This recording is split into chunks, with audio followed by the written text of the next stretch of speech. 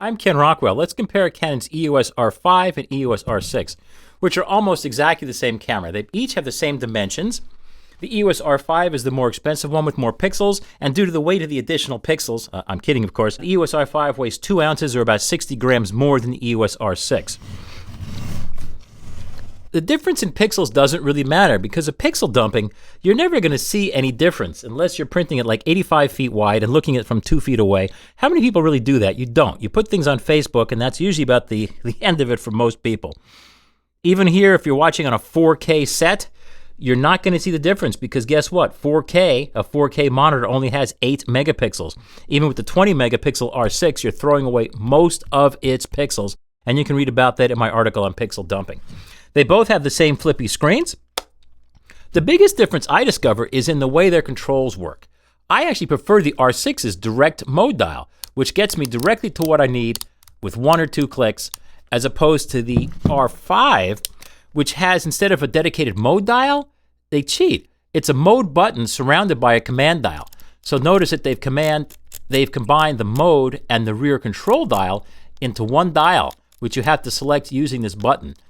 I prefer the R6, the less expensive camera, because it has a dedicated mode dial and a dedicated rear control dial.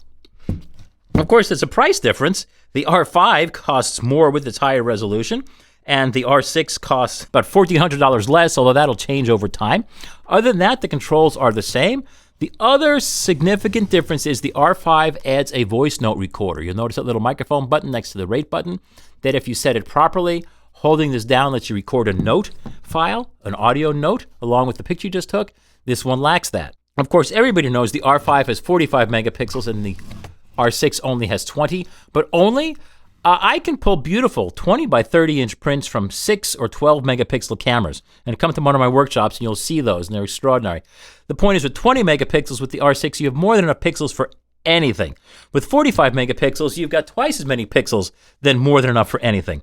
They each run at 12 frames per second with their mechanical shutter, and they each run at 20 frames per second with their electronic silent shutter. They also each have a similar effect due to a rolling shutter when shot with the electronic shutter at high frame rates and trying to pan for sports. So for each of them, you can use the mechanical shutter and that goes away. Storage is different. They each have an SD card slot, but the R5 has a second slot, which is a CF Express card slot, which is an unusual card, but it also runs at higher speeds. I personally prefer 2 SD cards, but that's the R6. If you'd rather have a CF Express card, then that's the R5. Neither one has a built-in flash. This top LCD, it seems like fun, but the problem is it's not illuminated at night while you're actually exposing, although you do have very dim and not that good illuminator here. It doesn't work that well at night, and it's not particularly visible, and the important part is when you make a bulb exposure, it doesn't keep this lit. When you make a bulb exposure on the R6, it actually continues to show you on the rear screen and lets you see what you're doing. I prefer having this mode dial where the top LCD goes on the R5. The ISO ranges both start at ISO 100 for standard, or they have a pulled mode to ISO 50. The R6 with fewer pixel goes one stop higher to ISO 204,800 as opposed to the R5 that only goes to 102,400. But guess what? They both look really crummy at those settings. If you go to their reviews at kenrockwell.com, you can actually compare the original sample files at every ISO with the same exact scene, and you'll see that the R5 actually retains more detail at any given ISO with about the same noise as the R6. The R6 lets you go to a one-stop higher ISO, but that's because the internal computers can process all those pixels and do noise reduction on them faster than the high resolution files of the R5. So I find the high ISO performance is the same between these cameras at any given ISO, and I actually prefer the results from the R5 at any given ISO. The electronic viewfinders, there are more pixels on the OLED screen on the R5, which is the more expensive camera. They each have the same magnification, 0.76 times, with a 50mm lens. The optics appear here to be the same size, although I find the optics in the R5 seem to be a little better for some reason.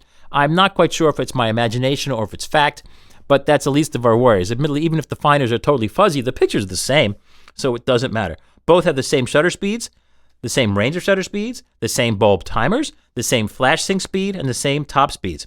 The auto-selected AF sensors are the same between both of them. It's 1053. The manually selected AF sensors is also the same, although in the R5 it's 5,940, in the R6 it's a few more at 6,072. That's the same. The autofocus range is the same.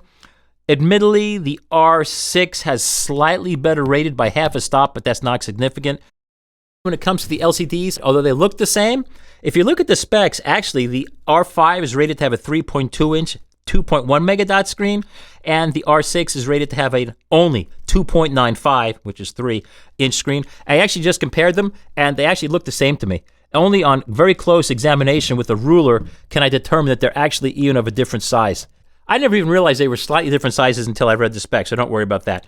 The R6 has slightly higher rated battery life at 380 shots for their standard conditions versus 320 the R5. That's because the higher resolution and more pixels to push on the R5.